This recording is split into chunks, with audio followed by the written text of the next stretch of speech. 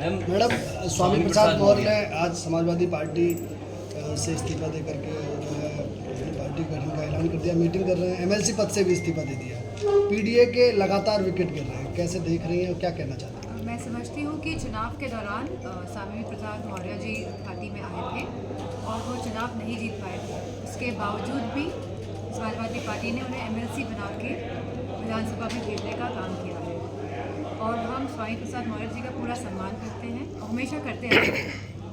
और जो अब आप बोलेंगे, नेक्स्ट सवाल करिए।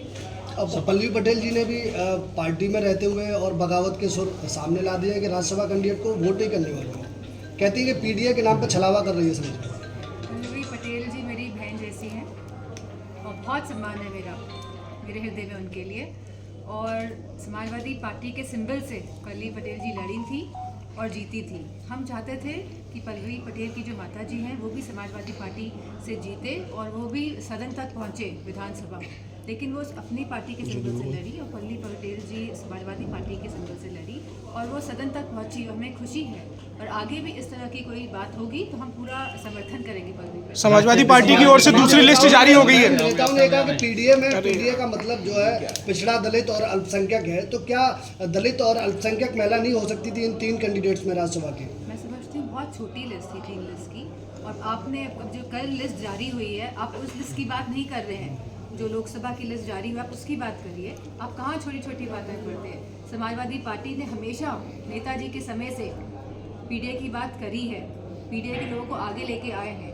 और समाजवादी पार्टी की जो विचारधारा है वो यह नहीं है कि पीडीए तक ही सीमित है। हम अगड़ों को भी साथ लेके चले हैं, गरीबों को भी, और जो भी शोषित वर्ग है उन सब को लेके आगे चलते आए हैं, पीछे भी और चलते रहेंगे। कांग्रेस से गठबंधन होने की लगातार वरिष्ठ नेता बात कर रहे हैं और अगर गठबंधन होता है तो आप सबको क्या न्याय यात्रा में आज जाएंगे शामिल होने वाले राष्ट्रीय अध्यक्ष जी? मैं तो मैनपुरी में हूँ क्योंकि ये क्षेत्र मेरा है और मुझे नहीं पता कि क्या डिसीजन हो रहा है लखनऊ में। समाजवादी पार्टी की ओर से दूसरी लिस्ट जारी कर दी गई है मैडम। यहाँ से आप क्या इस बार कर्तव्य? मैनपुरी के समस्त लोग जो हैं उन्होंने भरपूर प्यार दिया है, सम्मान दिया है और मैं समझती हूँ जिस तरह पिछली बार लोकसभा सीट मैनपुरी ने समाजवादी की तो विचारधारा का समर्थन किया था, आने वाले समय में आप देखेंगे कि पिछले वोटों से भी बढ़ चढ़ के इस बार हम जीतेंगे। समाजवादी पार्टी की दूसरी लिस्ट जारी होगी प्रत्याशी की, लेकिन चाचा का इस बार उसमें भी नाम नहीं है। वो समाजवादी पार्टी का मामला है, तो जल्दी आपको पता चल जाएगा कौन कहाँ से लगा। किसान आंदोलन में राकेश टिकैत भी कूद गए हैं, बता रहे हैं कि पहले से भी बड़ा आंदोलन होगा। विपक्षी यानी सत्ता पक्ष के लोग ये कह रहे हैं कि आप लोगों का षड्यंत्र के तहत ये किया जा रहा है।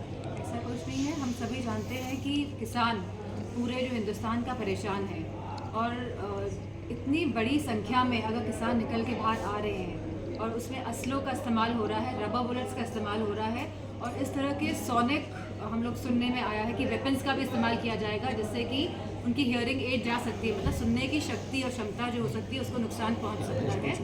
मीडिया वालों को मैं देखा है कि वो बुलेट प्रूफ जैकेट्स, टोपी लगा के, हेलमेट्स लगा के वहाँ पहुँचे हैं, लेकिन हमारा जो किसान है जो सरहदों में बैठा हुआ है दिल्ली के, वो बिना किसी इस तरह के यंत्र पहने बैठा हुआ लगातार घायल हो रहा है। तो मेरा मानना है कि सरकार को उनकी बात सुननी चाहिए। 2000 जब उत्तर प्रदेश के चुनाव हो रहे थे तब 3 कानून वापस लिए गए थे और यह सरकार ऐसी ही है, चुनाव के हिसाब से अपने फैसले करती आई है और करती रहेगी। पुलिस भर्ती भी जो निकाली है आज, तो आप जानते हैं उसमें भी कितनी धांधली हुई है, पेपर पहले से लीक हो गया है। तो सरकार इस तरह जब इलेक्शंस आएंगे इस तरह के मुद्दे लेकर आएगी। क्या बीजेपी कह रही है 80 की 80 सीटें भाजपा जीत रही है, आप किससे दिखते हैं इसको? भारतीय जनता पार्टी कह रही है कि लोकसभा सीटें जो उत्तर प्रदेश में 80 की 80 जीत रहे हैं। कहनी चाहिए कि हमने कितने युवाओं को रोजगार दिया है, हम अग्निवीर की क्या व्यवस्था लेके आए हैं युवाओं के लिए, हम किसानों के लिए क्या कर रहे हैं, हम खाद इतनी महंगी क्यों कर रहे हैं, हम खाद में चोरी क्यों कर रहे हैं, हम मवेशियों जो आवारा पशु हैं उनका समाधान क्यों नहीं ढूंढ पा रहे। तो मैं समझती हूँ बीजेपी के लोगों को ये बात भी कहनी चाहिए, इस बात को नहीं कहना चाहिए कि 80 में से 80 आए।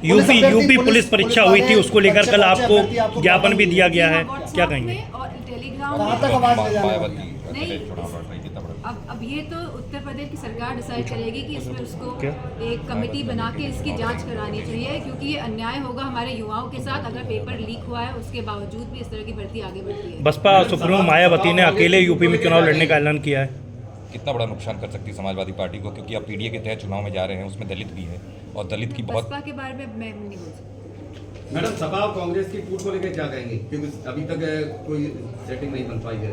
समाजवादी पार्टी के जितने भी हम लोग को चुनाव लड़ाने हैं, हम लोग ऑलरेडी इस पे डिसीजन ले चुके हैं कि कौन कौन कहाँ से चुनाव लड़ने जा रहा है। तो मैं समझती हूँ मजबूती के साथ समाजवादी पार्टी भाजपा का सामना करने जा रही है। क्या समाजवादी पार्टी की बसपा से, जैसा कि आपने बताया बसपा कहने को तैयार नहीं है, क्या गठबंधन की बात आगे जारी है? समाजवादी पार्टी बीएसपी को फिर से गठबंधन में लाना चाह रही है, इंडी गठबंधन में? मैं इस बारे में कुछ नहीं जानती। मौर्य जी की पार्टी का गठबंधन हो गया है, इस पर क्या कहना है आपका? गठन गठन